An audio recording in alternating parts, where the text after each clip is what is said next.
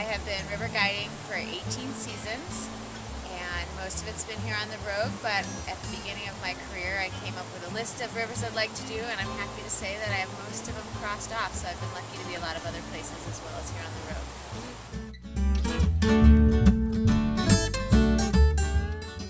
There are a lot of things that are easy to love about rafting. Many of those have to do with balance. There's a lot of balance. There's many aspects that include spirituality and physical activity, communication, and connection with other people. I love rafting because it has all of those things, and the whitewater is pretty fun too.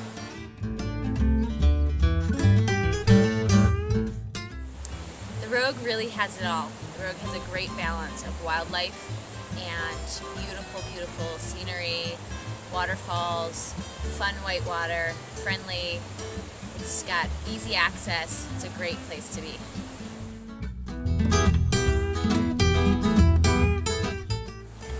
I have to say I'm pretty well known for painting toenails. I have a pretty old toenail job here, but you can see my plaid on my toenails.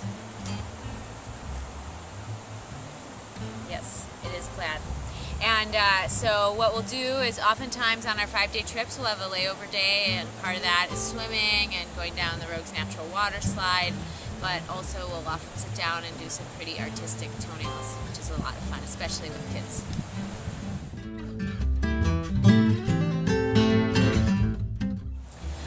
I think my most memorable guiding experience was this one time on the Lower Salmon where I made a series of really bad decisions in a row. Fortunately, no one got hurt in any way, shape, or form, and we only lost a little bit of equipment. But we had decided to swim a rapid for fun from camp, and as it turned out, some of the people who were swimming didn't make it all the way to shore, and so they swam further downstream. So we decided that we'd go on downstream with a boat to get them, thinking we'd be able to get the boat back upstream. Well, we tried to Z-drag the boat back upstream, and in the process, the boat itself submerged underwater like a whale diving. And since we had been at camp, we didn't have a lot of things strapped in, so a bunch of things got washed downstream, including the oars, so then we couldn't even row it. But the next day and through the series of days in the future, all of the things we lost, except for a couple, we found them again.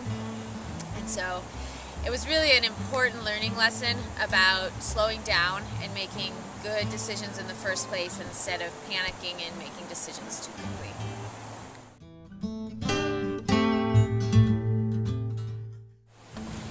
I think my favorite meal to prepare is the night that we do chicken enchilada pie for a few different reasons. One is we serve jicama sliced with fresh lime squeezed on top.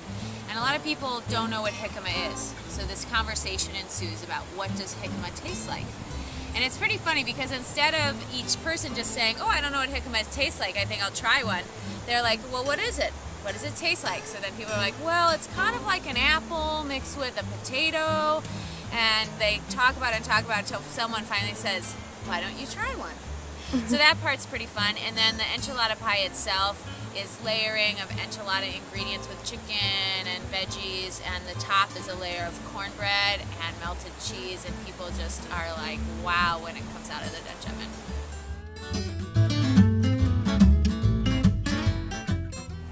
My longest trips are tied. I've done a 17-day Grand Canyon trip with O.A.R.S, and it was fabulous. I've done a few of those.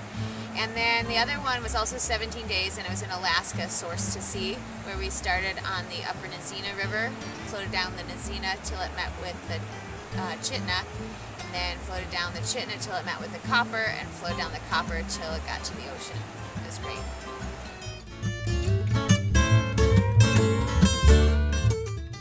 Well, if you'd asked me that question 10 years ago, the answer would have been to Chile to do the Fuglafu. But I went there, and in fact that's how I got connected with O.A.R.S, because I met some O.A.R.S guides while I was there, which led to my job here at O.A.R.S.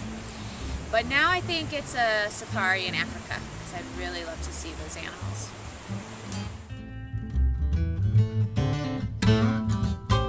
And I just really like that there are so many places to go with O.A.R.S.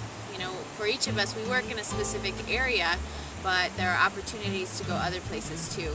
And so you can see a lot of different rivers. I chose to work for O.A.R.S because of the quality of their trips.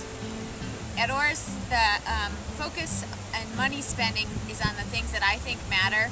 And so if you go to the O.A.R.S World Headquarters, you won't find fancy leather couches and glossy offices. Instead, all the money that gets spent in investment is spent on things that happen on the river and on our trips. And I think that's important. So it's really high quality rafts, and there's a lot of safety focusing on things that work, safe equipment, safe vehicles, and all of those things make a very professional environment and a trip that I feel like I can be proud of being a part of.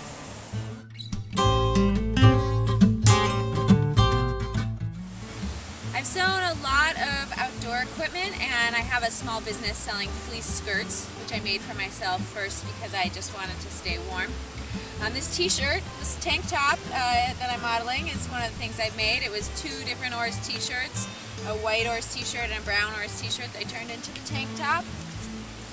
Very happy with it. And I've sewn my rain fly for my tent. I've sewn the big yellow rain tarp that we use over the guest seating area on trips. I've recovered my couches. I do a lot of sewing. I like that.